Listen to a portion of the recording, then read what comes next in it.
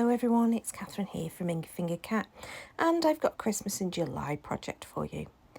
Now, when I tell you that this project, I was quite confident at this point, and then I get to a certain point and it all completely changes. But anyway, I'd grabbed Peace and Joy, which for a couple of years has been one of my favourite Christmas stamp sets to go to and the dies to use. But I've slightly fallen out of love with it. Don't know why, just have. But I remembered a project I'd seen Deborah Wheeler do on her blog, which included a whole load of sentiments stamped in a sort of like a panel across the page. So I decided, oh, maybe I could use these sentiments to do that. And I, for some bizarre reason, chose pinks and purples. Well, actually, I know the reason why it was. It was because I'd already got some die cut panels for the background for the dies that go with this stamp set that were a lilac-y colour. So I just went with pinks and purples because I thought that they'd go with that, and then I don't end up using that. But yeah, so that was the reason why I chose these colours. Now, there you go. These are these backgrounds. And then at one point I think about that piece one that's already been cut, but I changed my mind. So I've stamped them. Clearly I've left a bit of a gap, and now I'm having a complete crisis going, I don't actually know what to do with this now I've done it. So yeah, word to the wise, maybe use your brain before you start stamping, Catherine. That's generally a good idea. But no, I just decide to go for it. So now I'm going, right, well, I really need to decide what to do with these things. Can I say there's probably been about half an hour of me not doing anything, just looking at these things in between takes of this video. But there you go. So I decided it's time to use some sparkly paper. So I'm using this glimmer paper, just a little strip that then will cover up that gap that I'd left. I'm still umming and ahhing about what I'm going to do, but I decide, right, well, let's get the other stamps that are in that stamp set and stamp them out. Now, apologies, I think there's quite a bit of this off camera because I forgot I'd zoomed in. So yeah, some of it's off camera, but you can see what I'm doing here.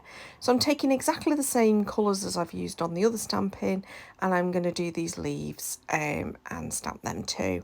And at this point I suddenly think, oh, I could stamp the bottom of this panel and then they can be the insides of the card. So at least there was a little bit of forethought here.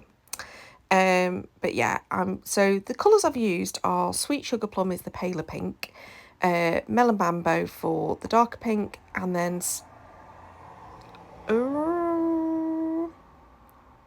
Orchid Oasis, can't remember the name of it, but yeah, another purpley colour that I've used for the purple, basically.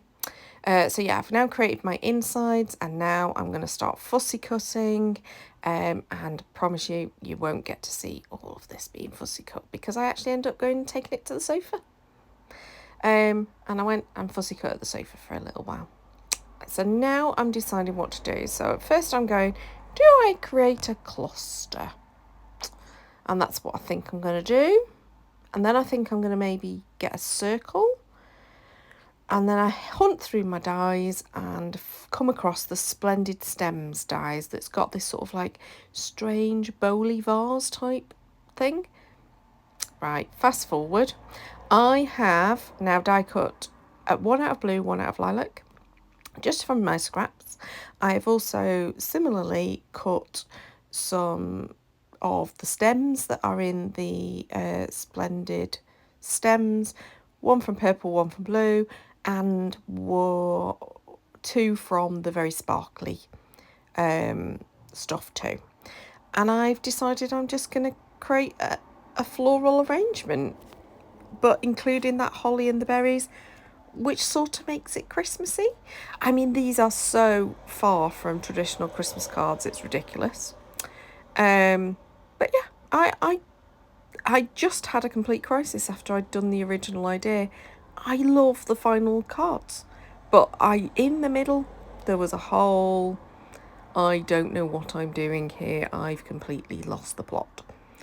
So here's my 2 panels. I'm now deciding which cardstock to use, and I decide Melon Mambo is the way to go.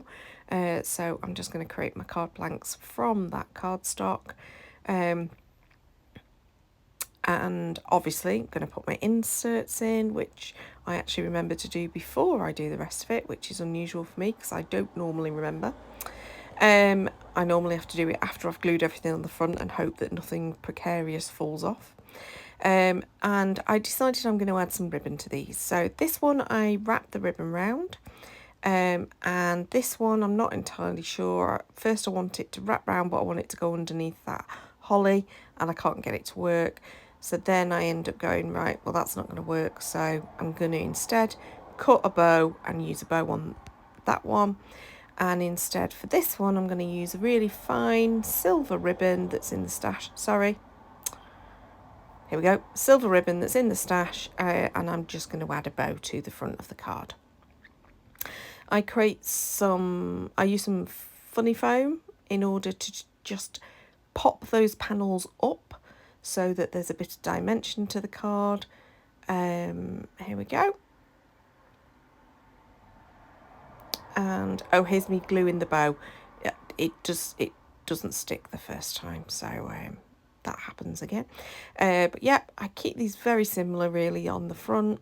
So they've been cut slightly differently so that the panel with the words going across is at a slightly different level on each of them. And obviously one's got the blue vase, one's got the pink, the purpley vase. But yeah, that's basically it. Don't add any gems, don't add any further sentiments, because obviously it's got all those sentiments in the background, but I'm really happy with how they turned out. Apologies, my photos are a little bit on the dim side on the end. Check out my blog, there's some better pictures over there. I just at this point don't have those available to me, but yeah, these were taken when it was a little bit dull, and so I wasn't able to get good bright colours.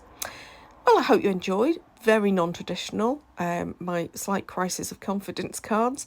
I enjoyed making them. Please do drop me a comment below if you're doing Christmas in July so I can come follow you along. And until next time, goodbye.